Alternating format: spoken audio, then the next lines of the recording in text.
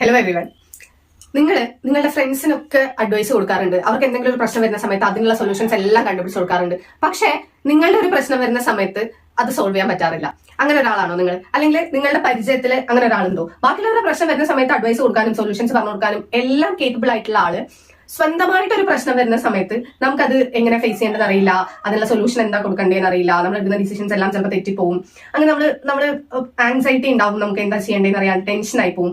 എന്നാൽ അതേ ആൾ തന്നെ ആയിരിക്കും ബാക്കിയുള്ളവരുടെ എല്ലാവരുടെയും പ്രശ്നത്തിലുള്ള സൊല്യൂഷൻസ് പറഞ്ഞു കൊടുക്കുന്നുണ്ടായിരിക്കുക.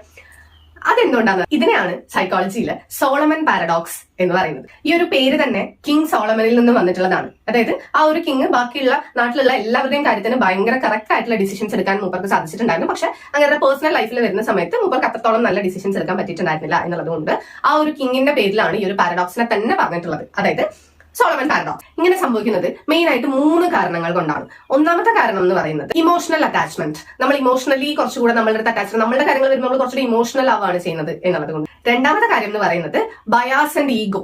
നമ്മുടെ കാര്യം വരുമ്പോൾ നമ്മളത് ഈഗോ ആയിട്ട് എടുക്കുന്നു, അല്ലെങ്കിൽ നമുക്ക് കുറച്ചുകൂടെ ബയാസ് വരുന്നു, നമ്മൾ ആ പേഴ്സണെ അങ്ങനെയല്ല കണ്ടിരിക്കുന്നത്, അങ്ങനെയുള്ള കാര്യങ്ങൾ വരുന്നു. ഓക്കെ, സോ നമ്മൾ ആ രീതിയിലാണ് തിങ്ക് ചെയ്യുക. മൂന്നാമത്തെ കാര്യം എന്ന് പറയുന്നത് സൈക്കോളജിക്കൽ ഡിസ്റ്റൻസ് ആണ്. അതായത് നമ്മൾ മറ്റുള്ളവരുടെ കാര്യമാണ് കാണുന്നത് എന്നുണ്ടെങ്കിൽ നമുക്ക് അതിന്റെ ഒരു ബിഗ് പിക്ചർ ആണ് നമുക്ക് കിട്ടുന്നത്. പക്ഷെ നമ്മുടെ സ്വന്തം കാര്യമാവുന്ന സമയത്ത് നമുക്ക് അങ്ങനെ കിട്ടില്ല. സിമ്പിൾ ആയിട്ട് എക്സാമ്പിൾ പറയുകയാണെന്നുണ്ടെങ്കിൽ നിങ്ങളൊരു സീരിയലോ അല്ലെങ്കിൽ ഒരു സിനിമയോ അല്ലെങ്കിൽ ഒരു സീരീസോ എന്തെങ്കിലും കാണാമെന്ന് വിചാരിക്കും. ഓക്കെ, നമ്മൾ ഈ സിനിമകളിലും സീരീസിലും ഒക്കെ എപ്പോഴും കാണുന്നതാണ് ഒരാൾ മറ്റൊരാളെ തിരയായിരിക്കും. പക്ഷെ അവർ ഇപ്പത്തോടെയൊക്കെ പോകുന്നുണ്ടായിരിക്കും, പുറകെ കൂടെ നടന്നു പോകുന്നുണ്ടായിരിക്കും. പക്ഷെ രണ്ടുപേരും അങ്ങോട്ട് ഇങ്ങോട്ട് തിരയായിരിക്കും. അപ്പൊ നമ്മൾ ഇവിടെ ഇരുന്ന് കാണുന്ന നമ്മൾ എന്ത് പറയും? ഒന്ന് തിരിഞ്ഞു നോക്ക്, പുറകിലുണ്ടാവും, അദ്ദേഹം അപ്പത്തോടെ പോകുന്നു എന്നൊക്കെ നമ്മൾ പറയില്ലേ? അതെന്തുകൊണ്ടാണ്? അവർക്കത് കാണുന്നില്ല, പക്ഷെ നമുക്കത് കാണുന്നത് നമ്മൾ ഒരു സൂം ഔട്ട് ചെയ്ത് നമ്മൾ ആ ഒരു ബിഗ് പിക്ചർ ആണ് നമ്മൾ കാണുന്നത് എന്നുള്ളതുകൊണ്ടാണ്. ഇതേപോലെ തന്നെയാണ് നമുക്ക് മറ്റുള്ളവരുടെ കാര്യമാവുന്ന സമയത്ത് നമുക്ക് അതിന്റെ ആ ഒരു രീതിയിൽ നമുക്കൊരു ഹോൾ പിക്ചർ നമുക്ക് കിട്ടും. പക്ഷെ നമ്മൾ തന്നെ കാര്യമാവുന്ന സമയത്ത് നമുക്കത് കിട്ടിക്കൊള്ളണം എന്നില്ല. സോ ഈ ഒരു സോളമൻ പാരഡോക്സ് എന്ന് എങ്ങനെ നമുക്ക് അതിന്റെ എഫക്ട് കുറയ്ക്കാം, അല്ലെങ്കിൽ നമ്മളുടെ തന്നെ പ്രശ്നത്തിന് എങ്ങനെ നമുക്ക് സൊല്യൂഷൻസ് കണ്ടുപിടിക്കാം എന്ന് നോക്കി കഴിഞ്ഞാൽ ആദ്യത്തെ കാര്യം നമ്മളൊരു ബിഗ് പിക്ചർ ആയിട്ട് ഇതിനെ കാണുക എന്നുള്ളത് തന്നെയാണ്. അതായത് ഇതേ പ്രശ്നം വേറൊരാളുടെ ആയിരുന്നു എന്നുണ്ടെങ്കിൽ നമ്മൾ എങ്ങനെയാണ് നമ്മുടെ ഫ്രണ്ടിന് അഡ്വൈസ് കൊടുത്തിട്ടുണ്ടായിരിക്കുക. ഇപ്പൊ എന്റെ ഫ്രണ്ട് ഇതേ പ്രശ്നം കൊണ്ട് എടുത്ത് വരികയാണെന്നുണ്ടെങ്കിൽ ഞാൻ എന്തായിരിക്കും അവരുടെ അടുത്ത് പറഞ്ഞിട്ടുണ്ടായിരിക്കുക എന്നുള്ളത് ആലോചിക്കും.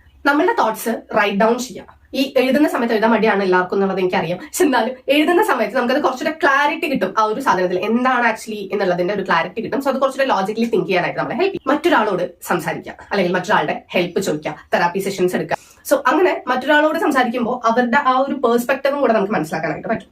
So the Solomon paradox reminds us that wisdom is not about knowledge. It's about applying that knowledge into our own life. So see you in the next video. Mahalo!